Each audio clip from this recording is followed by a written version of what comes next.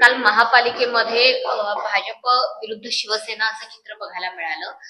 विधी समितीच्या कार्यशैलीवरती भाजपचे माजी खासदार गोपाळ शेट्टी यांनी टीका केली, तर दुसरीकडे जो भाजपचा 100 दिवसांचा प्लॅन होता, जो महत्वाचा मुद्दा होता फेरीवाला धोरणासंदर्भात, त्याच्यावरती शिवसेनेचे माजी खासदार असणारे संजय निरुपम यांनी सुद्धा टीका केलेली आहे.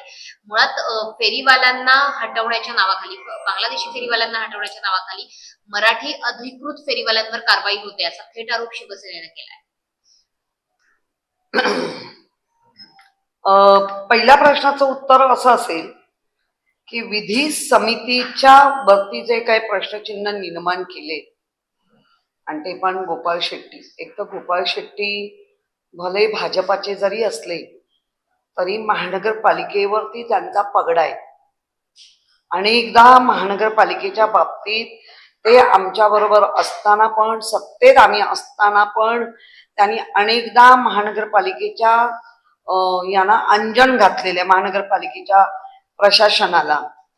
आणि जर ते आज विधी समितीच्या बाबतीत म्हणत असतील तर निश्चित त्यांना काहीतरी वेडं वाकडं किंवा ज्या पद्धतीने विधी समिती चालवली जाते अति उत्साहात, ती त्यांना कळली असेल.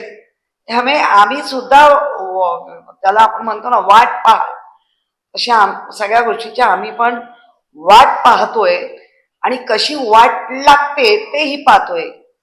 मात्र एकीकडे असं असताना तुमच्याच पक्षाचे अंबादास दानवे असं म्हणतात की दोन्ही शिवसेनांनी आता एकत्र यायला हरकत नाही, माझी तर इच्छा आहे, माझ्या इच्छेने काही होत नाही. कुठे ना कुठे संकेत आहेत का दोन्ही शिवसेनांनी एकत्र येण्याचे? नाही, मुळामध्ये एक दुसरा प्रश्न मगाशी होता की फेरीवाल्यांमध्ये रोहिंगे मिळत आहेत का, तर त्याचं उत्तर महापौर अजूनही देत नाही. नुसतं हवेत असं असं जे काय म्हणतात ना तरंगणं, तेच चाललंय. आणि स्वतःच 100 दिवस आम्ही केलं, आम्ही काय केलं काय.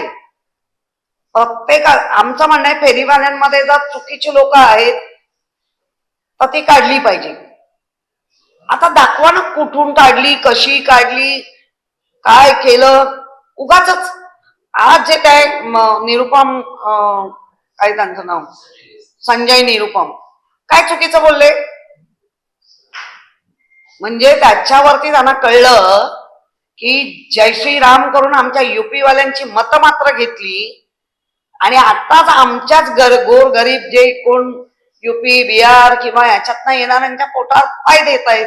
आता संजय डोळ्यावरची, म्हणजे संजय कोणाच्या डोळ्यावर पट्टी बांधून बघत होता, ती वाटतं त्यांनी आता पट्टी काढली संजयनी. संजय वाच ज्याला म्हणतो ना महाभारतात, तसं आता संजयनी दुर्योधनाच्या, कोणते दुर्योधन नाही, दुर्योधनाचे वडील, यांच्या डोळ्यावर जी पट्टी होती ती काढली वाटतं आईच्या वगैरे. काय चाललंय. ज्या पक्षाच्या मांडीवर बसताय आणि जो पक्ष मांडीवर घेतोय ते दणके देत आहेत एकमेकांना. काय मुंबईकरांनी या महाराष्ट्राने हे चित्र दिसावं म्हणून एवढा सगळा फोडाफोडी केली. कोणावर तुमचा आता विश्वास नाही.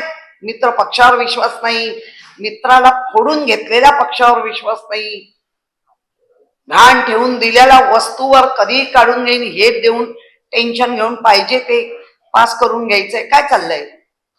मला 7 फुगे पाहिजे, मग 4च मिळतात. हा, याचा अर्थ जितका कोणीच इथे मोठ्याने फक्त भारतीय जनता पार्टीच, आम्हीच हे करणार, असा जो त्यांचा भ्रम आहे, तो भ्रमाचा भोपळा हळूहळू आता या त्यांच्याच मांडीवर बसलेली लोक आता फोडत आहेत.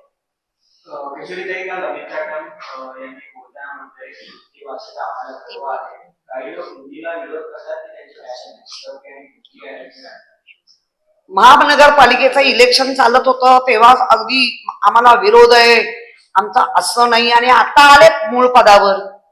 आमचाही हिंदीला नक्कीच विरोध नव्हता. हिंदी हा कुठच्याही शहराची किंवा कोणत्याही ह्याची भाषा नाही. हिंदी हा आपली एकमेकांना ओळख किंवा व्यापार अशी भाषा आहे. ती काय मूळ कोणाचीच नाही. म्हणजे मग तामिळनाडू मध्ये हिंदी आहे तर नाही, केरळमध्ये हिंदी आहे तर नाही, हैदराबाद मध्ये हिंदी आहे तर नाही. ही सर्वांना एक नीट कम्युनिकेशन व्हावं एवढ्यासाठीच ती हिंदी आहे. याचा अर्थ असा आहे, फोडणीला टाका कढीपत्ता, कढीपत्त्याचा सुवास घ्या आणि तो कढीपत्ता बाजूला करा. पण आता हे जर ते कढीपत्ते पण गिळणार असतील तर हे लोकांना फसवतायत मराठी माणसाला मुंबईत. आमचं म्हणणं आजही तेच आहे, पुढेही तेच राहणार. मराठीच आमची पहिली मायभूमी आणि मायभाषा, आणि मराठी नंतर तुम्ही कुठलाही द्या. त्याला खरं म्हणजे हिंदीला कुठल्याच राज्याने हिंदी ही स्वीकारलेली त्यांची मातृभाषा नाहीये. पण ह्यांना आता पुतना मावशीचं प्रेम येत असेल तर नाहीलच आहे. ताई मगाशी जे विचारलं की राष्ट्रवादी असो किंवा शिवसेना असो या दोन्ही पक्षांनी एकत्र यावं असा सूर आता वेगवेगळ्या पद्धतीने आळवला जातोय. सुनील तटकरे म्हणतायत की विलिनीकरणाला आता विचार करायला हरकत नाही किंवा तशा चर्चा झालेल्या होत्या जे आधी विरोध करत होते. अंबादास दानवे सुद्धा म्हणतायत की दोन्ही शिवसेनांनी एकत्र यायला हवं. एकंदरीत भाजपला विरोध करण्यासाठी म्हणून अशा पद्धतीने एकत्र येण्याची भाषा आता केली जाते का? नाही, मुळामध्ये अंबादास दानवेंची काय भूमिका आहे मला माहिती नाही. फारसं आमचं बोलणं झालेलं नाही. ते विरोधी पक्ष म्हणून विधानसभेत चांगली आपली भूमिका मांडतायत. पण जर आमच्या खालच्या सगळ्या शिवसैनिकांच्या ह्याच्यातनं ऐकलं तर ज्या पद्धतीने जोरकस आम्हाला दुःख दिलं, तर त्या अजूनही शिवसैनिक तरी त्या मानसिकतेमध्ये नाहीये. आम्ही वरिष्ठ म्हणून अंबादास काय म्हणत असतील तर त्याचा अजून आमच्यापर्यंत, कारण आम्ही पण आमच्या पक्षाच्या मूळ याच्यामध्ये उपनेत्या म्हणून किंवा कोर कमिटीमध्ये म्हणून आम्ही आहोत. आमच्याकडे तसा अजूनही तरी तो सूर नाही आहे. लाडक्या बहिणीविषयी अनेक जणांना पैसे हे केले जाते. केवायसी मध्ये अनेक जणांना बाजूला करण्यात आले आणि ज्यांनी पुरुषांनी लाभ घेतला त्यांचे पैसे आम्ही परत घेणार अशा प्रकारचं मुख्यमंत्र्यांनी वक्तव्य केलं. बघा आता ना, म्हणजे काय, मी एक वाक्य जे जसं गोपाळ शेट्टी म्हणायचे, या मुंबईला वाली कोण, हे त्यांचं वाक्य फेमस होतं. तसं आता माझं एक वाक्य आहे, मला नाही आबरू आणि मी कोणाला घाबरू. काय चाललंय सतत? त्या लाडक्या बहिणींना गाव पातळीवर एवढ्या चढवलात की बिचाऱ्यांनी बघितलं त्या माझ्या माय बाता भगिनीनी, मुलाला नोकरी नसली तरी चालेल, माझ्या सुनेला नोकरी नसली तरी चालेल, माझ्या घरात शेतकरी म्हणून काय आलं नाही तरी चालेल, 1,500 मिळतात ना 1,500 करून त्यांनी आनंद घेतला, भरभरून मतं दिली. आणि आता त्यांना माहिती आहे आता 2 वर्ष इलेक्शन नाही, 2029 सांगतील आता तुम्हाला 2100 देतो, पुन्हा असाच बाजार मांडतील, असे पुरुष भुणगे बाकी जे सगळ्यांना घेतील. आता लाखोनी करोडोनी तुम्ही महिला कमी केल्या, मग तेव्हा का ना हा सगळा वापरला का? राज्य सरकारचा पैसा, या टॅक्स पेअर लोकांचा पैसा अशा आना त्यांना म्हणजे मार्गाने फक्त तुम्हाला खुर्चीत बसायचं म्हणून वापरला. आणि फक्त त्याला एक गोंडाच लाडकी बहीण हे नाव दिलं. काही नावं देत आहेत आता, लाडकी सुनबाई, लाडकी बहीण, लाडकी कामवाली, आणि त्यांच्या पदरात काय फक्त 1500चा गोटा. शिकलेली सवरलेली मुलं बेरोजगार आहेत, त्या मुलांकडनं बिचाऱ्यांकडनं रागाच्या भरात आत्महत्या होत आहेत, रागाच्या भरात मारामाऱ्या होऊन खून पाडतायत, बरेच तरुण पोरं मग जेलची हवा. काय चाललंय या महाराष्ट्रात? ताई, मुंबईला पाणी पुरवठा करणाऱ्या 7 धरणांपैकी एक जो अप्पर वैतरणा तलाव आहे तो आटलाय. आता 6 धरणांचा पाणी पुरवठा होईल. सध्या जर पाहिलं तर 15% पाणीसाठा शिल्लक आहे. तर पाऊस जर लांबणीवर पडला तर मुंबईकरांपुढे मोठं संकट उभं राहू शकतं. मुंबईकरांकडे फक्त पाण्याचं संकट आहेच, पुढे येणारच आहे. पण मुंबईकरांवर बाकी पण संकट बघा ना. लिफ्ट मध्ये मुलींची आबरू काढली जाते, लिफ्ट मध्ये चालताना मुलींचा भर रस्त्यावर पब्लिक फक्त बघतो, त्या मुलीला मारलं जातं, त्या मुलीवर अत्याचार केले जातात. कुठे आहे, कुठे नेऊन ठेवला माझा महाराष्ट्र? त्यामुळे मला वाटतं धरणाच्या पाण्याची काळजी नक्की आहे. आपण जे 2022ला डिसॅलिटेशन केलेलं त्याच्यासाठीच करवतो. 450 BMLT पाणी जर आपल्याला त्या मार्गाने मिळालं असतं, म्हणजे आतापर्यंत मधली 4 वर्ष प्रशासक म्हणून हेच होते, आता पण हेच आहेत. मग मग केलं काय तुम्ही? आणि आता नुसतं पावसावर अवलंबून राहिलं नाही पाहिजे. म्हणून महानगरपालिकेच्या माध्यमातून आमची सत्ता ज्या म्हणतायत ना, सत्तेतच करून दाखवलं होतो ना, आम्ही देत होतो ना.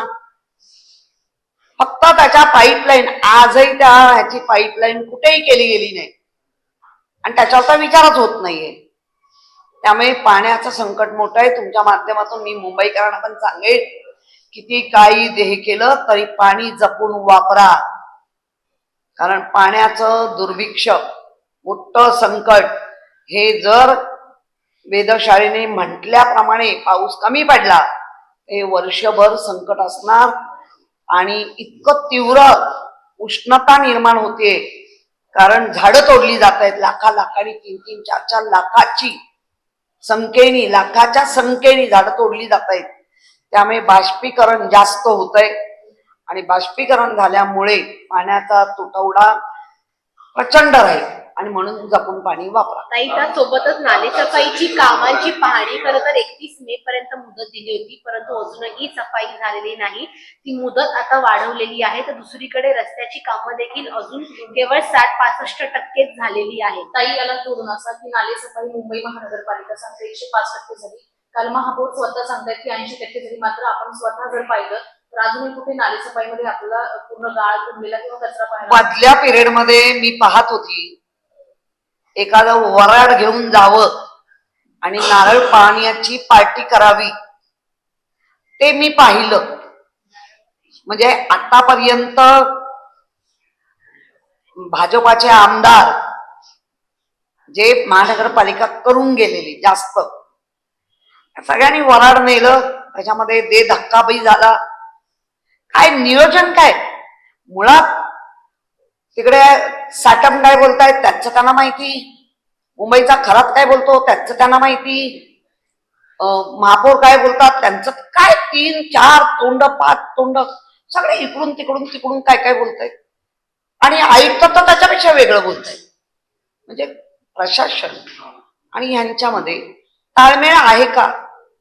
मग त्यातल्या त्यात मुख्यमंत्री देवेंद्र फडणवीसजी हे जे काय आढावा घेत आहेत ते वास्तव तरी सांगतायत, त्यांना पण खोटं पाडतायत. म्हणजे मुख्यमंत्र्यांना खोटं पाडण्यामध्ये मुंबई महापालिकेत मस्त कॉम्पिटिशन लागली आहे आणि त्याच्यात 1 नंबर महापौर आहे. एक आरोप व्हायचा नेहमी शिवसेनेवर जो म्हणजे ठाकरे कुटुंब होते ते बीएमसी मध्ये हस्तक्षेप करते. मात्र आता आपण बघतोय की जे सत्ताधारी आहेत त्यांचे पण नेते जे नगरसेवक नाही आहेत ते देखील वेळोवेळी महापालिकेत येत आहेत. नाही, मुळामध्ये आदित्य उद्धव ठाकरे साहेब त्यांचं C-14 जे क्लायमेट त्यावेळेला ते सतत येत होते. त्यांनी कधी मुंबईच्या कुठल्याच कामात हस्तक्षेप का नाही केला, तर त्यांना माहिती होतं की त्यांनी बसवलेले सगळे सक्षम लोक आहेत आणि त्या सक्षम लोकांकडनं ते काम करून घेत होते. आता असं झालंय, मला काही येत नाही, पाठी फुटली आणि मग आता काय करावं, अशा पद्धतीने नक्की कोणाला कोण फीड करतंय. जर अमित साटम भाजपाचे अध्यक्ष आहेत, ते काय महापालिकेचा काय त्यांचा, आणि ते आमदार आहेत, ते आमदार लेवलला त्यांचे प्रश्न विचारू शकतात. पण ह्यांच्या सप्तपदी पाहिल्या महापालिकेच्या, ती सप्तपदी नका घेऊ, महापालिकेची सप्तपदी, तर ह्यांचा अध्यक्ष पुढे, ह्यांचा सभागृह नेता पुढे, ह्यांचा स्टँडिंग पुढे आणि महापौर चालले पदीकर. काय विधान परिषदेसंदर्भातचा प्रश्न आहे. मातोश्रीवरून आदेश होते, नाशिकमधील युनिफॉर्म देखील दिला होता अनिल कदम आणि वसंत गीतेंना. मात्र त्या ठिकाणी त्या दोघांनी देखील युनिफॉर्मच भरलेला नाही. त्यामुळे महाविकास आघाडीचा नाशिकमध्ये उमेदवारच नाही. मी काही नाही, ह्याच्याबद्दल मला काही कल्पना नाही.